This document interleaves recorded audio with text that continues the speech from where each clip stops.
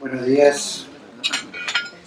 Muchas gracias a la Universidad Científica del Sur por esta nueva invitación para compartir con ustedes, amigos directores, colegas, en realidad yo estoy aquí en el Colegio de Alex también, algunas reflexiones con respecto al tema educativo que lamentablemente en el debate político y electoral aparece un poco vacío.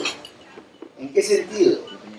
Se parte del principio que si uno pone dinero, ladrillos, libros, computadoras y equipos y presupuesto, uno mejora la educación. Cuando en realidad lo que mejora la educación es lo que ocurre en el aula. Y lo que ocurre en el aula tiene que ver con el vínculo pedagógico entre profesor y alumno, y ese es el vínculo que en el Perú hace décadas que está dañado, que está retrasado, que está afectado porque se ha descuidado los maestros, se ha descuidado la formación, se ha descuidado la innovación pedagógica, se ha descuidado la investigación educativa. Y entonces, claro, siempre hay propuestas de más dinero, más sueldo, más ladrillos, más infraestructura, más equipo. El otro día escuché que quieren meterle 60.000 millones de dólares a la infraestructura educativa. Bueno, en buena hora, pero ¿y eso va a mejorar la educación?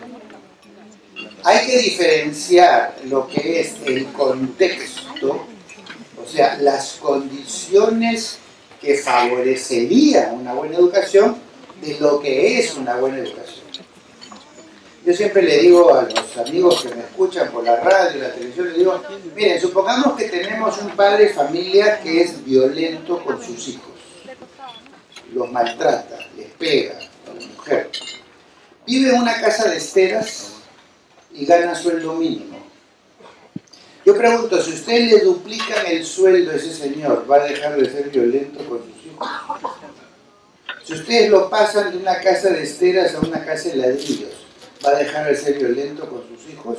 No, porque en la casa de ladrillos, por supuesto, y un mejor sueldo, por supuesto que generan un contexto más favorable, pero no resuelven el problema del vínculo perturbado, en el ejemplo que yo les di, de un padre con sus hijos. Si yo quiero mejorar el clima familiar, tengo que ir a ese vínculo entre padre e hijo, que en el ejemplo que doy está dañado, o está mal hecho. Eso es lo que ocurre con la educación. Hablamos de infraestructura, de equipo, de computadora, de ladrillo, de libros, de software, de computadoras, de mejores sueldos, por supuesto, todo eso es importante, pero no resuelve el problema educativo de una mala relación profesor-alumno que no produce aprendizajes y que no motiva a los alumnos. Y uno de los problemas por los que ocurre esto es que hay una perversa forma de hacer diagnósticos. ¿Cómo se hace un diagnóstico en educación? Dice, a ver, ¿cuáles eran los problemas que tuvimos ayer, el año pasado, o los últimos años? Y entonces hoy día hacemos un plan para resolver mañana los problemas de ayer. Entonces, si ayer nos faltaba un laboratorio de biología, muy bien, hay que hacer hoy el laboratorio de biología para mañana usarlo, pero mañana ya no me interesa la biología, mañana necesito ecología, necesito medio ambiente, necesito trabajar ecosistemas. Sí, pues, pero ya hice un laboratorio de biología, tengo que usarlo. O me falta una cancha de fútbol, qué sé yo, ok, vamos a invertir en una cancha de fútbol. Pero resulta que hoy en día tenemos que pensar en un deporte que pueda también poner en acción a las mujeres, y el fútbol normalmente es de preferencia para hombres. Y entonces que voy a seguir dejando a las mujeres sin campo deportivo porque siempre se jugaba fútbol. En general, hacer diagnósticos mirando el pasado lo único que hace es reiterar el pasado, pulirlo un poco, pero es el pasado. Cuando en realidad un buen diagnóstico es aquel que dice ¿cómo están las cosas o estarán las cosas dentro de 10 años? Nuestros niños que entran al colegio a los 3 años van a egresar del colegio dentro de 14 años, en el año 2030. ¿Cómo será la sociedad del 2030? De tal manera que lo que hagamos hoy los prepare para ese momento y no lo que hagamos hoy repare lo que debió ser una buena educación hace 10 años.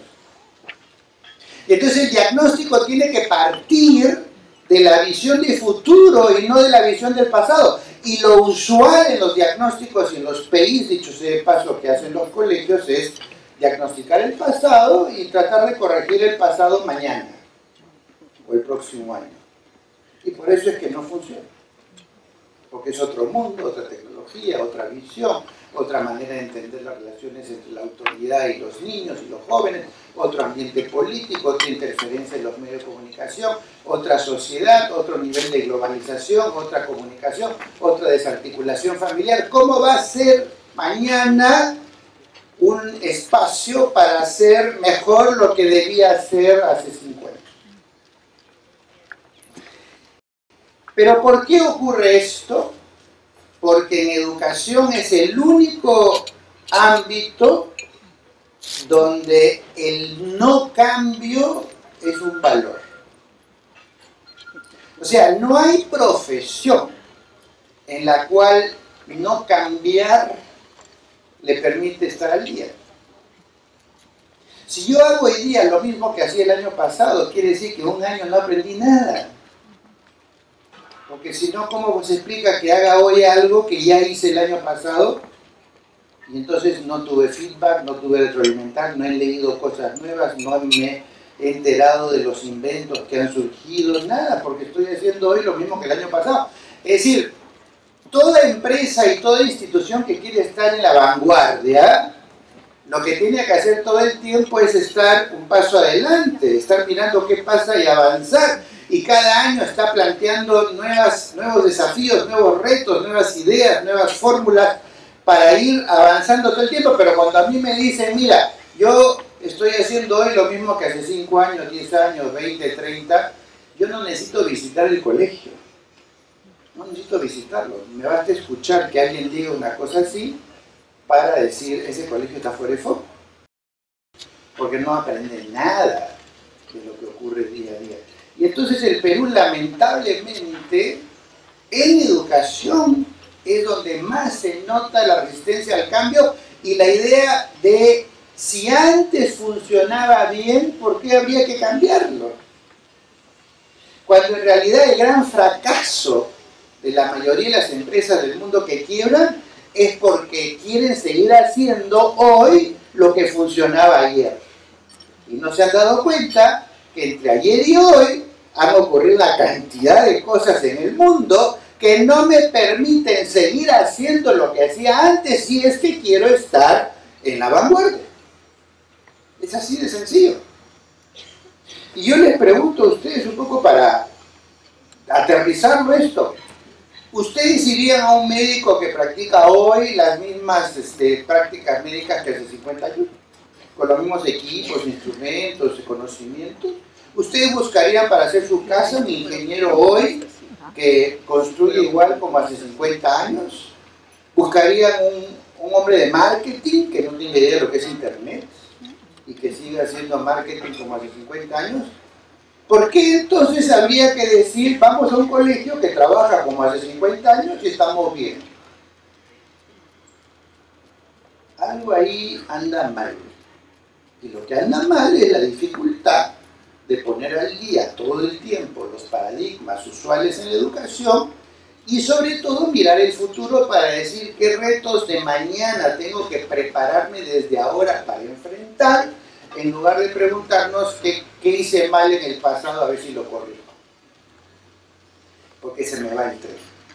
Y el objetivo de la charla de hoy justamente es intentar mirar ese futuro que se viene con una fuerte presencia de la tecnología, pero no la tecnología en el aula para que uno tenga pizarras electrónicas, etc. La tecnología, la informática, la automatización, la robótica como una nueva cultura, como una nueva, un nuevo elemento omnipresente en la sociedad que obliga a preguntarse en el colegio cómo preparan los alumnos para vivir en ese ambiente donde en cada 20 metros hay una cámara, hay un micrófono, hay una posibilidad de que un dron lo filme a uno, ya ni siquiera bastan las paredes perimétricas de una institución, de una instalación, porque ahora desde arriba o desde el costado me pueden grabar y todo, se acabó la privacidad. Es decir, es otro mundo. Entonces, esa tecnología tiene que tener una respuesta en la escuela. Y la respuesta no es necesariamente, bueno, si todo el mundo tiene drones, la escuela tiene que tener drones. No. La pregunta es, esos drones lo que nos están diciendo es que se acabó la privacidad. ¿Cómo trabajamos el tema de la privacidad en la escuela? En ese sentido, estar alerta de la tecnología no es comprar equipos, sino entender cómo nuestra mente, nuestra personalidad, nuestra psicología, nuestros valores están siendo impactados por esa tecnología, de modo que los chicos que viven una experiencia educativa en la escuela puedan nutrirse de esa preparación para la vida presente, que es, en el fondo, la preparación al futuro. Porque el futuro no es más que la suma del día al día de cada presente. Esta lámina me gusta mucho porque de alguna manera lo que nos está diciendo es que la educación del año 1900 y la educación del 2015 son más o menos equivalentes, las mismas. La única diferencia es que ahora tenemos cámaras a colores para tomar las fotos. Pero los modos de actuar de alumnos, maestros, las carpetas, los salones, toda la distribución cuadriculada, en fin, estas carpetas donde cada alumno, como acá, ¿no es cierto?, que son islas, que no deben comunicarse, que no deben hablar, que no deben consultar libros, que no deben, dicen que trabajan en equipo, ¿no es cierto?, se nota que trabajan en equipo, ¿no? No, pero los exámenes no pueden dar en grupo, entonces, ¿qué sentido tiene el trabajo en equipo si uno no puede hacer una evaluación del equipo? Entonces dicen, no, trabajamos en equipo, pero evaluamos individualmente. Entonces está el equipo. Sí, hay una cantidad de paradigmas. Ahora, con respecto al sol, por ejemplo, hay una gran cantidad de colegios que se complican la vida porque su recreo es a mediodía, que la radiación es más intensa. Y yo me preguntaba, ¿por qué no puede haber un recreo a las 10 de la mañana? ¿Por qué tiene que ser a las 12? ¿Por qué no puede ser a las 2 de la tarde? No, es que siempre ha sido a las 2. Pero el que siempre ha sido a las 12 tiene que ser la santa palabra, porque uno no dice, bueno, frente al problema del calor, quizás empezamos el colegio más temprano, hacemos un recreo a media mañana y evitamos que en el momento de mayor radiación los chicos tengan el recreo. Por ponerles un ejemplo de cómo hacemos cosas porque siempre se han hecho y no porque estamos utilizando los saberes científicos de este tiempo para contestar las preguntas relevantes de este tiempo, porque ya los médicos se han cansado de decirnos, no salgan los chicos a mediodía al recreo a estar expuestos al sol.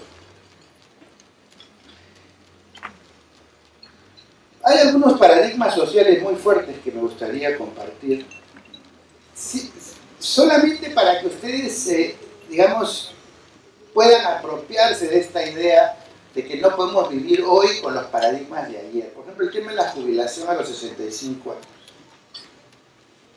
Si hubiera que jubilarse a los 65 años, eso tenía sentido cuando las personas a los 65 años se morían. Entonces se decía, bueno, el que sobrevive hasta los 65, entonces ya pues que se vaya a descansar a su casa. Es una ley que tiene más de 50 años, cuando la esperanza de vida de la gente tenía un techo mucho más. Hoy en día la gente vive 90, 95 años. Entonces, ¿qué cosa? A los 65 le dicen, ya no puedes trabajar más. Ya tienes que retirarte. Creo que buena parte de los catedráticos de las universidades no estarían. Yo tampoco, si tuviéramos que decir, no, hay una edad a partir de la cual lo que tú digas no sirve, porque ya cumpliste 65 años. Y cuando tengas 65 años más un día, todo lo que dices no sirve, porque ya estás fuera de época. Y sin embargo, y hay gente, además, si uno se jubila a los 65 en plena fortaleza física, mental y todo, no solamente es un desperdicio para quienes pueden aprovechar de eso, sino, y uno que hace pues todos los días, me levanto en la mañana, miro el sol, me espero que venga la luna y me voy a dormir. Eso es lo que tiene que hacer una persona con 65 años y un día, pudiendo ser altamente productiva, pero además, digamos, usar sus energías para cosas vitales. Otro ejemplo, ¿no? El paradigma de la residencia en un solo país. Nosotros, todo nuestro sistema educativo está pensado en que uno nace, crece, se reproduce y muere en el Perú. Y no solo en el Perú, sino además en su pueblito donde nació. Claro, una o dos generaciones atrás, el niño que nacía en un lugar, vivía ahí, su familia vivía ahí, sus hermanos, sus tíos, podía ir al cementerio, encontraba a todos sus padres, sus abuelos, sus bisabuelos, todos estaban ahí, o en el peor de los casos en algún lugar del Perú. Ahora resulta que tenemos por lo menos 4 millones de peruanos fuera del Perú, haciendo vida de residentes en otros países, temporales o permanentes, y una gran tendencia a moverse todo el tiempo a distintos países por trabajo, por lo que fuera. Casi no hay familia, sospecho yo, de los que están presentes, que no tenga a alguien cercano fuera. Y todos estamos terminando una generación de que todavía la principal actividad no es en el Perú, pero entre poco el que menos va a estar pues un tiempo en distintos países, en fin. La pregunta es, ¿una educación que prepara para esa capacidad de ser migrante, para adaptarse a otros idiomas, a otras culturas, a otros saberes, a otras prácticas sociales, es la misma educación que aquel que quiere que el niño conozca solamente lo que le es más próximo? El tema del matrimonio y trabajo estable para toda la vida. Cada vez son menos las empresas en las cuales uno puede entrar como practicante a los 20 años y quedarse hasta los 65, es que la empresa sigue existiendo. Hoy en día la movilidad del trabajador y las empresas se abren, se cierran, se fusionan, se venden, quiebran, se van a otro país. El trabajador mismo trabajó 2 años, ganó experiencia, se quiere ir a otra porque ahí va a ganar más o tiene mejor experiencia, hay mejor clima laboral, qué sé yo. Los trabajadores ahora son como culebras en su desarrollo y las empresas también van tomando gente, sacando gente, cambiando, pasando a otro país, cerrando.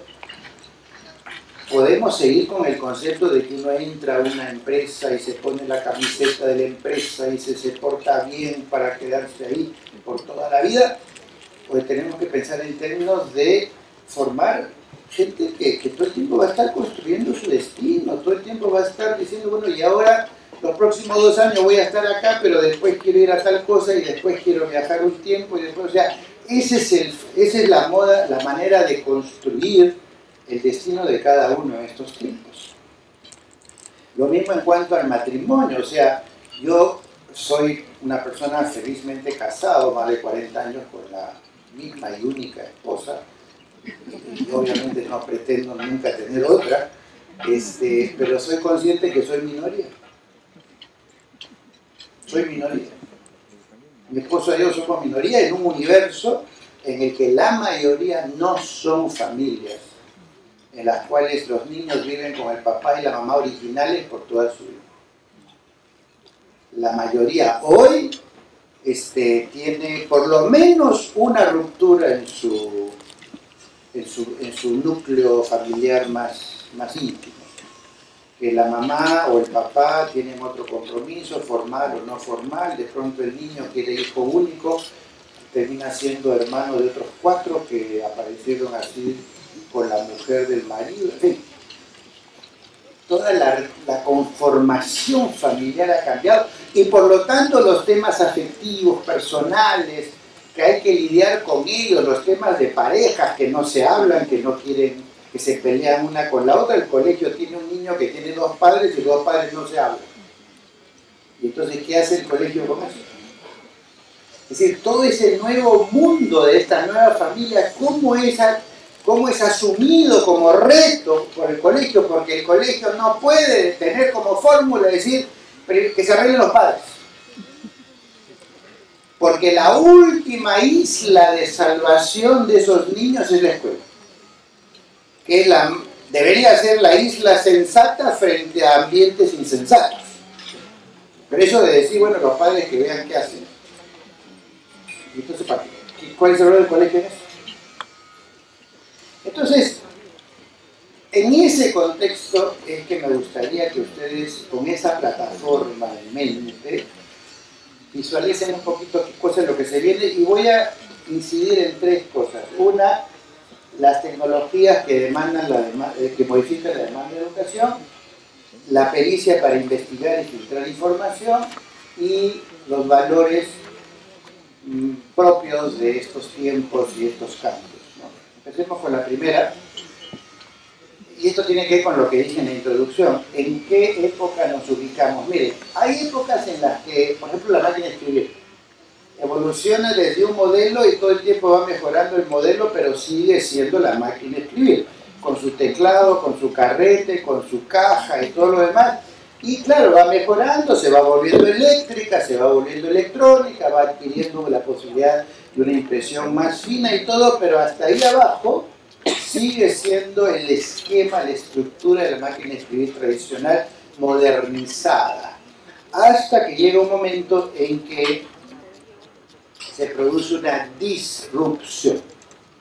La disrupción quiere decir que el modelo que ha ido evolucionando se acabó y ahora hay otro concepto. Y el otro concepto es la posibilidad de escribir, ya no en máquinas de escribir, sino en pantallas, con computadoras, pero además con computadoras que cumplen 1000 funciones distintas, que además se comunican por internet, no necesitan imprimir los papeles para que se puedan pasar uno al otro, se puede hacer por internet, se puede usar el correo electrónico en lugar de las cartas, es decir, transforma totalmente nuestros hábitos de comunicación escrita.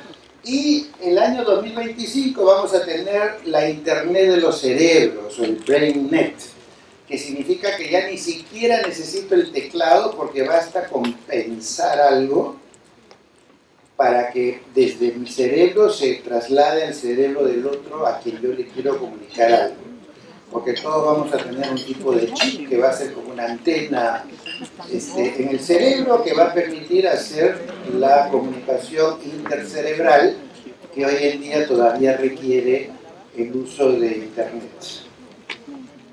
Y entonces, los niños de hoy, si nosotros queremos que se formen para la época del BrainNet, no pueden trabajar igual que aquellos que usaban las máquinas de escribir. O sea, me refiero a las épocas, los modelos, las tecnologías impactan en el quehacer educativo.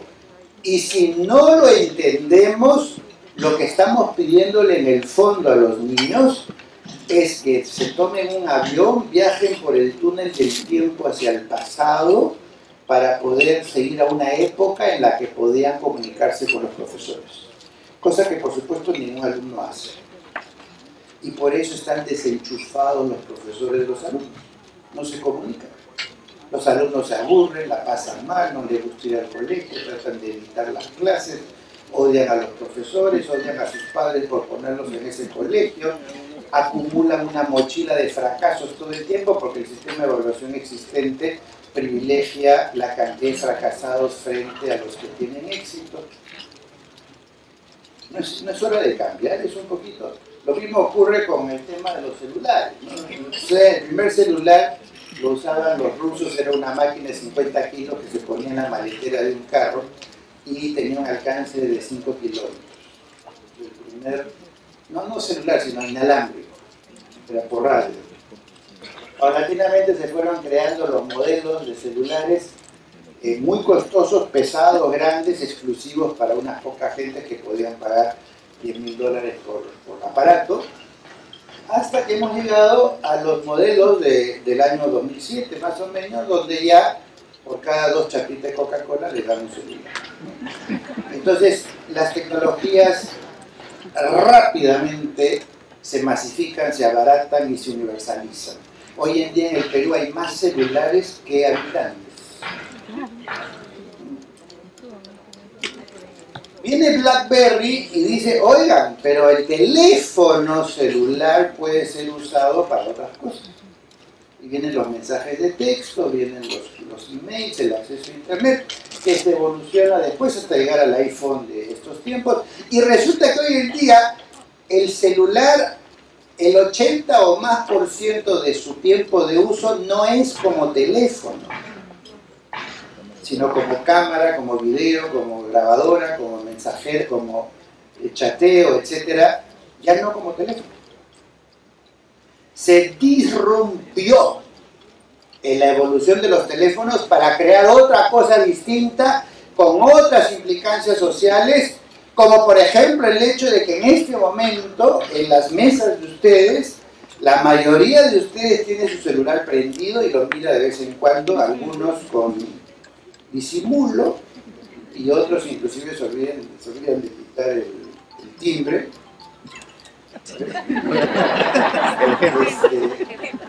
De tal manera que haya una comunicación, creo que soy efectivamente soy yo, me olvidé de quitarle el sonido.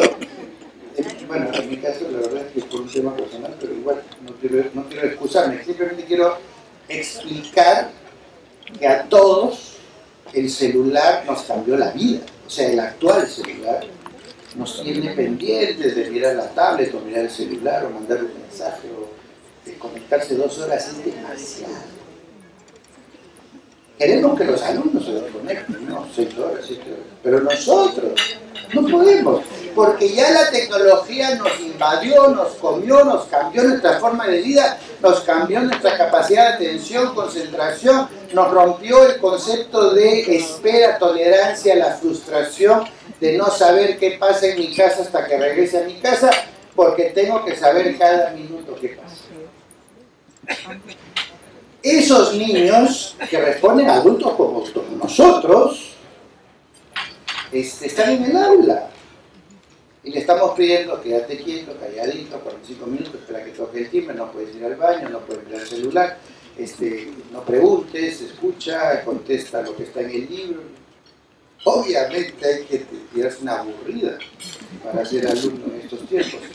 Y por eso es que el alumno hábil, el alumno inteligente, para que no me quede corto de tiempo, el alumno inteligente y hábil es el que en el sistema numérico, digamos, suele sacarse 14.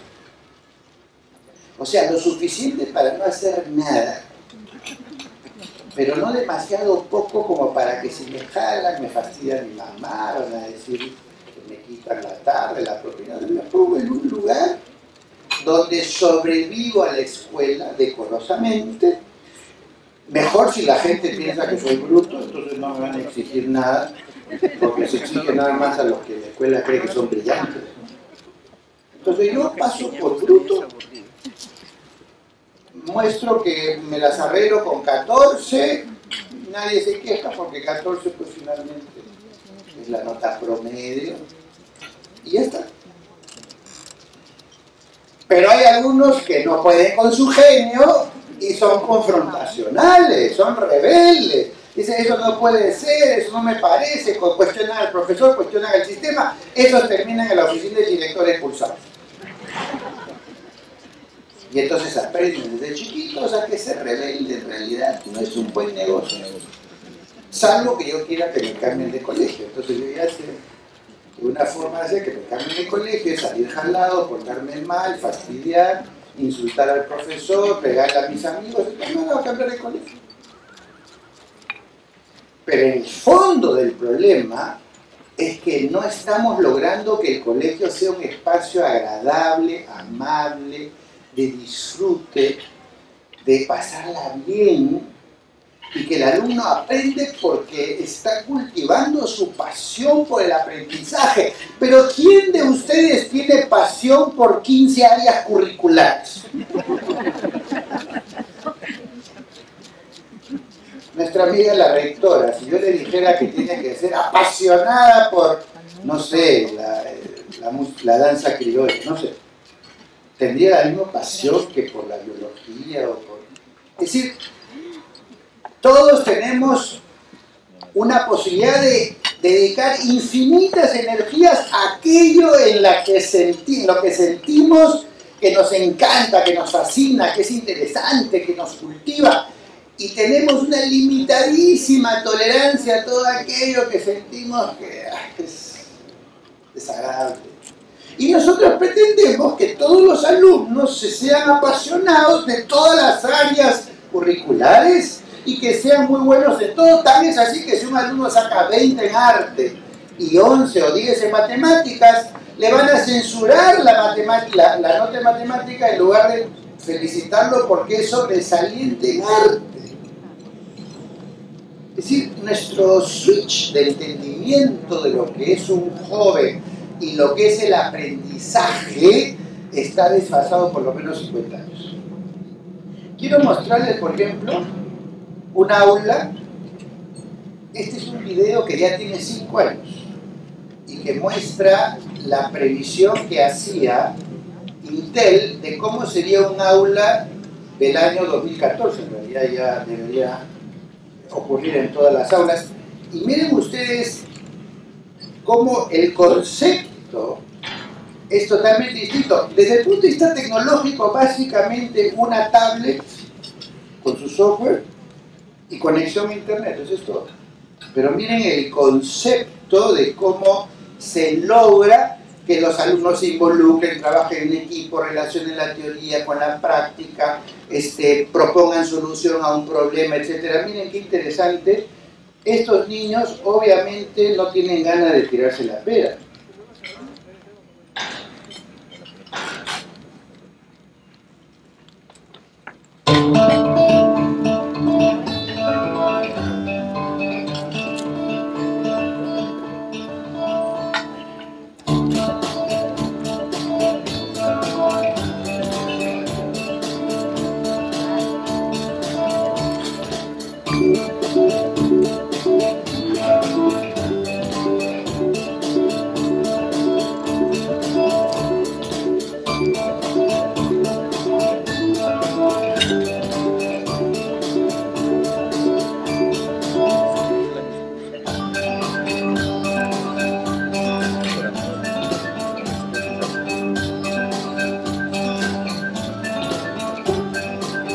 Tienen que coger un puente para resolver un problema de transportar un número de toneladas por el puente de un lado a otro.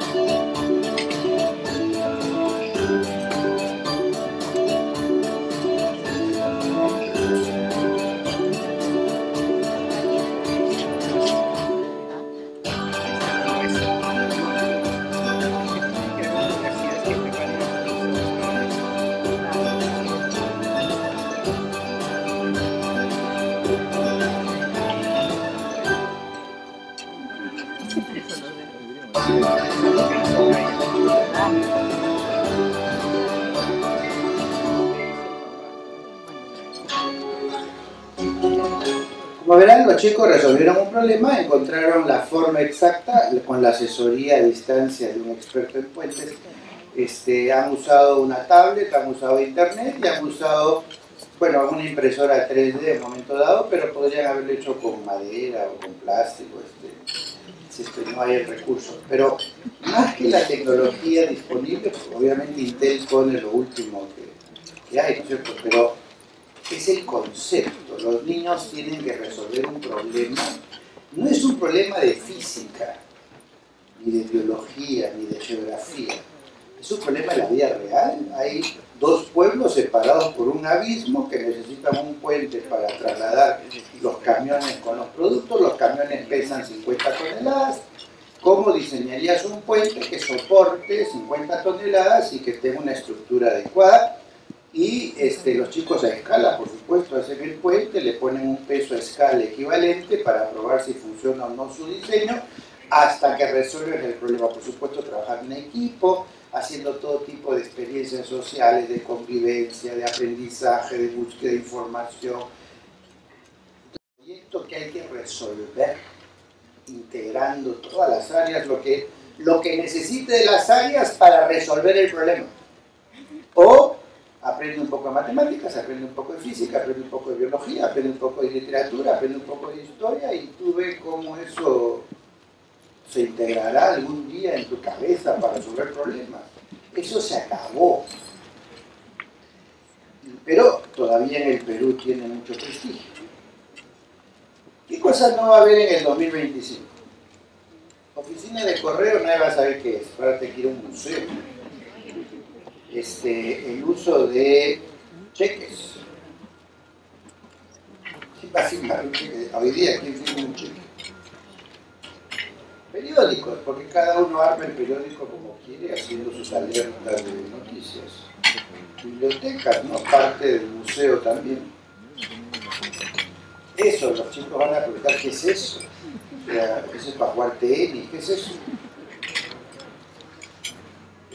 Ya no van a ver estos programas de música, porque discos, CDs, CD-ROM y demás, además, programa de televisión. Hoy en día todavía, cuando uno ve televisión, uno tiene que ver lo que el canal quiere, porque el canal hace el orden. A las 7 noticiero, a las 9 una cocina, a las 10 un par de muertos, a las 11 telenovelas, a las 12 el discurso del político. El canal decide lo que yo voy a ver si miro el canal. Pero además se ponen todos de acuerdo, porque todos tienen más o menos la misma programación. Nuevamente por esos paradigmas de que a esa hora es el noticiero, y a esa hora es la novela, y a esa hora es el programa político, esos paradigmas también, ¿no? Si ustedes miran 10 para las 7 de la mañana los canales de televisión, todos están mostrando fútbol. ¿Por qué? Porque los noticieros tienen primero la sangre, después los muertos, después la política, después los problemas económicos y al final el fútbol. Todos hablan de fútbol los últimos 10 minutos. Son como esquemas así que decidió el canal de televisión. Pero con Netflix y similares, yo armo mi programación. Yo escojo los noticieros, yo escojo las películas, yo escojo las telenovelas, yo escojo los países que quiero ver, yo escojo el orden a las 8 de la mañana. Si yo quiero ver una telenovela, la veo a las 8 de la mañana. Y si yo a las 4 de la tarde quiero ver un noticiero, veo a las 4 de la tarde, porque yo organizo mi programación. Fíjese, cada vez más el tema es yo decido, yo organizo, yo programo. Y la pregunta que hay que hacerse es hasta qué punto la escuela forma para cultivar ese yo que decide. Normalmente la escuela no le deja al niño decidir nada. Todo lo decidieron los profesores, el ministerio, las normas, los reglamentos, los estatutos, la junta de directores, los profesores, todo lo que son externos al niño deciden lo que el niño tiene que hacer en el colegio. Y estamos hablando de una sociedad donde el niño va a decidir todo. De hecho, tenemos los niños de ayer que ahora van a elegir un presidente, y yo siempre me pregunto, un joven que a los 18 años va a votar por primera vez, ¿qué formación tiene para aquilatar propuestas, para escoger al mejor candidato? ¿Qué le hemos dado en su vida escolar para que pueda hacer eso? Entonces hay los políticos que dicen hay que meter la educación cívica a los colegios. Y claro, convertir el curso de educación cívica en el depósito de todos los males de la sociedad. Porque la formación no se puede colocar en un curso. Los valores son transversales a todo lo que ocurre todo el tiempo en la vida escolar. Y no porque hay un curso de matemáticas, ahí hay razonamiento lógico. Como que en literatura no necesito razonamiento lógico, en historia tampoco. Entonces, esa tendencia a poner en cursos determinados hábitos o valores que terminan disrumpiendo totalmente la idea de que, por ejemplo, si yo quiero que una persona sea una persona pensante, que razona, que propone soluciones, que aquilata planteamientos, eso tiene que ocurrir todos los días, a toda hora, en todas las actividades, porque de lo contrario no se instala como algo propio, sino que se convierte en algo que en la hora de educación física se hace tal cosa. O en la hora de educación cívica se habla de los derechos humanos. No hay derechos humanos en la hora de matemáticas. No hay derechos humanos en la hora de medio ambiente, biología, etc.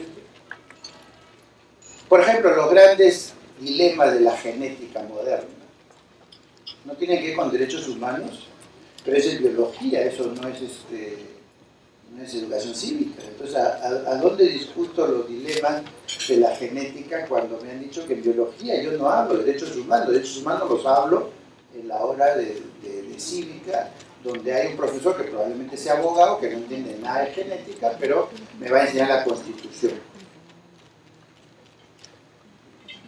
Yo ironizo un poco, pero no estoy seguro que ironizo. Ya no va a haber necesidad de software porque uno le habla pues, a las máquinas y las máquinas contestan. No hay privacidad. Se acabó la privacidad. Hay cámaras, hay micrófonos. Todo lo que hacemos puede ser registrado por alguien en todo momento.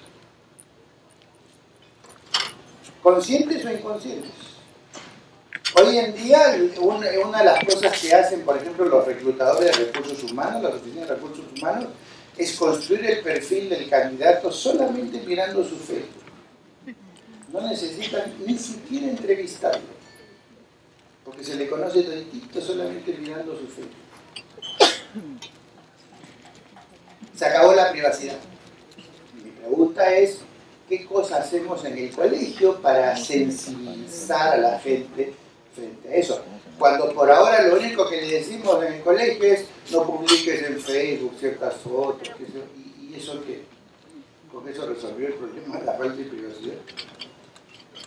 Nuevas tecnologías, los drones que miran todo, están por todas partes, los automóviles sin chofer, ya no necesitamos choferes, Google tiene estos automóviles sin chofer, materiales autosanables, saneables, es decir, voy a construir pistas y las pistas contienen unos corpúsculos microscópicos con un material que en caso de una fractura se expanden y sellan solitos el vidrio, el piso, el concreto, lo que fuera, sin necesidad de la intervención humana. El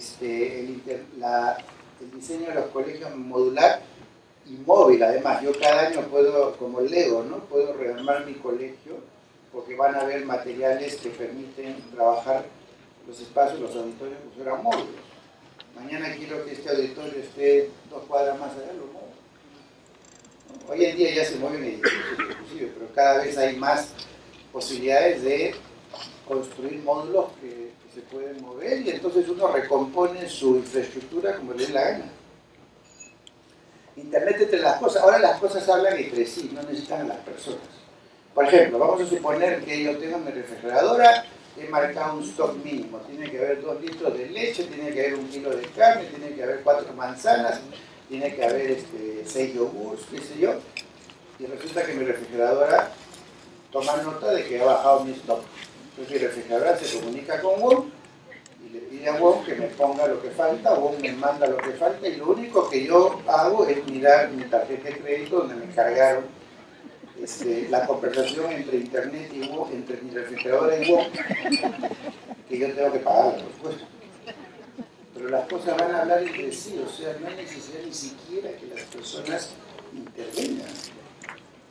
El Big Data es esto que yo les decía, la capacidad cada vez más de los programas de analizar una gran cantidad de información y hacer una síntesis que permite determinados perfiles de personas, de productos, de clientes, de empresas, mejor tratamiento médico. Imagínense ustedes que todos los files médicos del mundo estuvieran en una supercomputadora y esa supercomputadora con un programa detecta cuál ha sido el mejor tratamiento para las personas que tienen un crecimiento óseo en la cadera. Y cuál es el tratamiento que mejor resultado da y con qué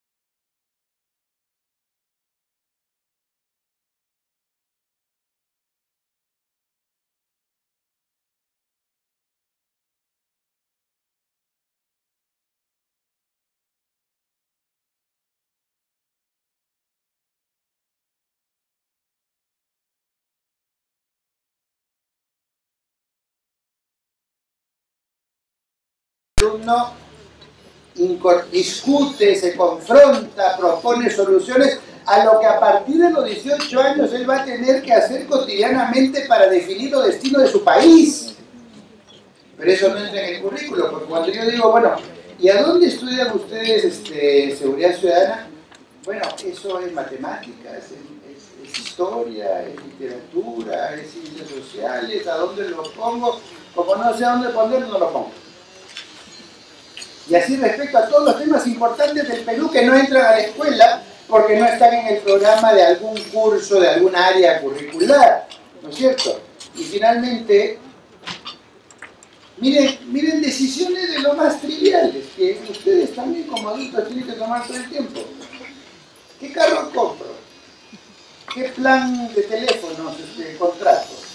El de Movistar, el de Claro, los nuevos que han salido, el plan 1, el plan 2, prepago, pospago, un Kia, un Toyota, un Hyundai, ¿cuál de ellos? Más o menos a igualdad de costo, ¿cuál me parece mejor? ¿Qué carrera? ¿Me quedo en el Perú? ¿Me voy del Perú? ¿Qué tarjeta de crédito uso? ¿No uso? ¿Cuál de las tarjetas es la mejor? ¿Ahorro? ¿No ahorro? ¿En qué banco? ¿En qué fondo? ¿Con qué intereses? ¿Con qué...?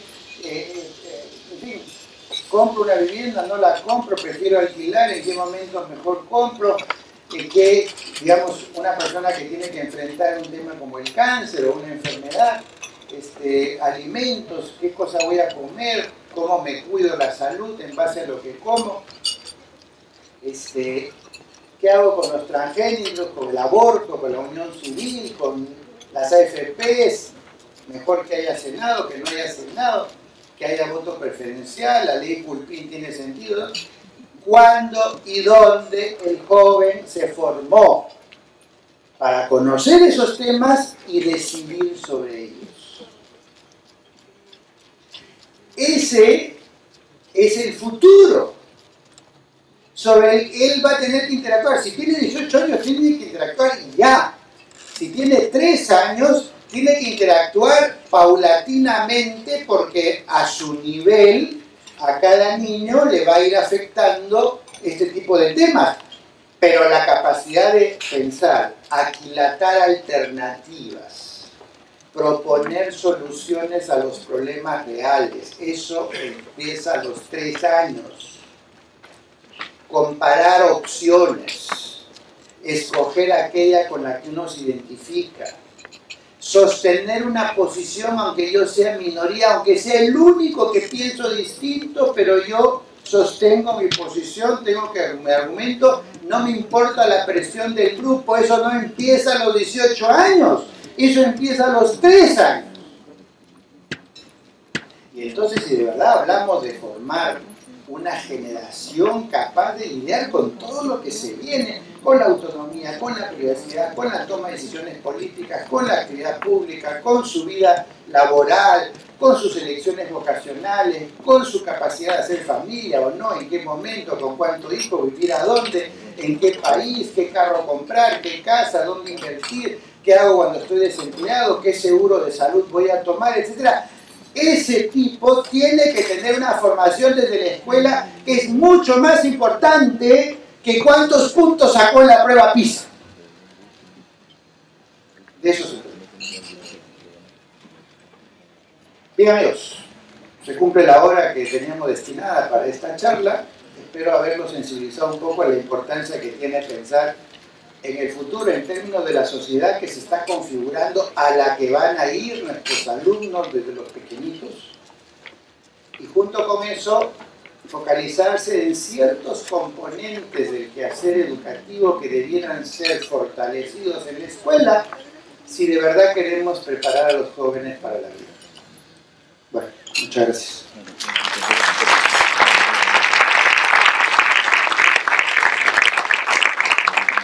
Muchas gracias por su interés. Si las universidades no cambian y nos preparan para el 2045, esto es en referencia a las universidades públicas. ¿Para el 2045 o para el 1945? 2045. Debe ser al revés, ¿no es cierto? O sea, deben estar preparándolos para pasar. Miren, en el Perú la innovación no viene ni del gobierno, ni del Congreso, ni del Ministerio de Educación, ni las regiones. Porque tienen que lidiar con 90.000 colegios, con 150 universidades, con 500 tecnológicos. La innovación viene de las instituciones educativas individuales que deciden ir contracorriente.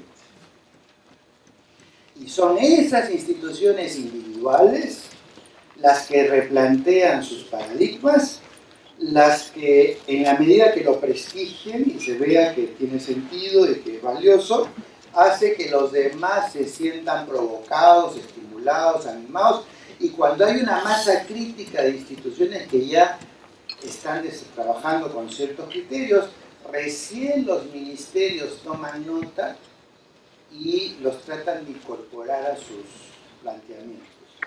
Siempre los ministerios están retrasados respecto a la capacidad de instituciones individuales para hacer innovación, en cualquier parte del mundo, incluyendo Finlandia. Y por eso es que en Finlandia el ministerio no se mete. Son las instituciones individuales las que gestan sus propias propuestas, y la innovación lo que hace el ministerio es, digamos, rebotarlas, amplificarlas, compartirlas, distribuirlas, aprender de ellas. Dice, ¿qué sugiere en términos didácticos para un colegio de un pueblo joven donde no hay facilidad en conseguir tecnología ni estar a la vanguardia de avances? La innovación no cuesta. La innovación depende de la imaginación y la decisión del equipo docente y el director del centro educativo donde están los alumnos. Si la innovación costara, en el sentido amplio, Estados Unidos debería tener una educación de nivel del quinto mundo. Y la educación en Estados Unidos es mediocrona a nivel escolar. Invierten $15.000 al año por alumno. En el Perú se invierte 1.000. En Corea 3.000. En Finlandia 5.000. De modo que si la innovación tuviera una relación directa con la inversión, tendríamos que decir, además, este colegio que es el más caro es el más innovador. Y los que conocemos de colegios sabemos que no es así. Es verdad que el contexto más rico ayuda. Si yo dispongo de materiales, de aire acondicionado, de material noble, profesores que han viajado por distintos lugares del mundo para mirar otros colegios, por supuesto que eso ayuda. Pero la innovación va a nacer de lo que ocurra en ese equipo docente, en ese aula. Y por eso hasta la saciedad en el Perú, por ejemplo, se ha ido aludiendo muchas veces a los colegios de fe y alegría, que dentro de la precariedad de los recursos que tienen, logran generar sistemas que producen innovación en varias áreas. Entonces, regreso al ejemplo del papá violento con sus hijos. Tener un mejor ambiente no resuelve el problema de lo que ocurre en esa relación. Lo facilita, pero no lo resuelve. Lo mismo ocurre con la innovación. Más plata, por supuesto, que va a ayudar un montón, pero no equivale a que por eso es que hay innovación o por eso no hay innovación. La siguiente pregunta nos dice, ¿podría detallar más sobre el BrainNet? BrainNet. Miren, hay un libro que escribió, no sé si han visto en el programa Discovery, hay un físico con pelo blanco, largo, de origen japonés, Kaku de apellido, que es un esclarecedor notable de lo que es el universo, la ciencia, es un físico notable también. Él escribió un libro en castellano, creo que lo tengo por aquí, no estoy muy seguro, se llama algo así como El poder de la mente, el desarrollo de la mente, no lo tengo. y está en castellano. Y él habla de todos los desarrollos que se están produciendo en la neurociencia que tienen que ver con el desarrollo del cerebro y que tienen que ver con la tecnología. Michio. Y no solo es esos dos alumnos a los que generé una categoría que se llama inclusión. Pues entiendo la palabra inclusión para crear conciencia de que hay niños con discapacidades importantes que tienen que ser incorporados. Pero en realidad la inclusión no tiene que ser incluido, no tiene que aprender a regularse para respetar al otro. Todo niño es distinto y por lo tanto todo niño necesita ser entendido como una persona diferente y por lo tanto tiene que ser incluida dentro de sus diferencias. Pero las diferencias no son solamente por retraso mental. Las diferencias son por todo orden de cosas y por eso no hay salvación más que conocer a cada niño y trabajar con cada uno de acuerdo a cómo el niño es. Ese es el vínculo que yo mencioné al principio, profesor-alumno, que es irrepetible e insustituible. Por lo tanto, la inclusión me parece un concepto formidable desde el punto de vista de crear una conciencia de que algo nos está faltando, pero me parece que debe llegar el momento en que ya no se tenga que hablar de inclusión, sino que sea autoevidente que hay una diversidad de alumnos en todo espacio educativo que tiene que ser atendido de acuerdo a su diversidad. Yo creo que hay que hacerlo, proponerse una meta. O sea, ¿cuál es la meta? ¿Más presupuesto? ¿La meta es más colegios mayores? ¿La meta es más cobertura de educación? ¿O la meta es innovación educativa? Para mí, la meta de los colegios ya existentes debiera ser la innovación en el aula. Y todo lo que es el esfuerzo de capacitación, preparación de profesores, materiales, todo debe ir orientado a la innovación en el aula para que el aula deje de ser un espacio siglo XIX y se convierta en un espacio siglo XXI. No porque voy a tener equipos tecnológicos sofisticados, sino porque la interacción profesor-alumno, el currículo, el abordaje pedagógico, la comunicación, el trabajo en grupo, los proyectos que hace que los alumnos investiguen, son la malla básica de lo que ocurre en el aula. Entonces, yo diría que ahí hay que poner la prioridad. Se la estoy proponiendo todo el tiempo al Ministerio de Educación, a los candidatos, en todos mis posts, en mis artículos, hablo de eso, tratando de empujar un poco el tema, de decirles, miren, qué bueno que hay más presupuesto, qué bueno que hay más libros, qué bueno que hay más computadoras, pero eso no mejora la educación. En el sentido de los aprendizajes y la autoestima de los niños que están en cada una de las aulas del Perú. ¿Qué hacer en una sociedad en donde la mayoría de sistemas educativos son religiosos? Primero, yo no generalizaría, porque hay de todo, ¿no? Lo mismo que se dice del colegio religioso, yo lo he visto. A dar educación católica, digamos, diferente a la del Estado. En ese sentido es privada o particular. Y lo que está ocurriendo interesante es que las principales innovaciones educativas que están ocurriendo en España ocurren en colegios religiosos. ¿Por qué? Porque son los únicos, o casi únicos, que son privados, donde tienen todo este margen de tomar iniciativa. Claro, de cada 100 colegios hay 2 o 3 que hacen innovación, pero a eso me refiero cuando digo que no se puede generalizar y no se puede crear una categoría. Los religiosos son así, los laicos son así, los internacionales son así, los preuniversitarios son así, los alternativos son así. Yo evitaría hacer categorías porque cada colegio tiene su identidad, tiene sus particularidades, y pudiendo pertenecer a categorías, digamos, denominativas similares, digamos, religiosos o alternativos, cada uno puede ser una realidad totalmente distinta. Igual que los laicos. ¿Ya?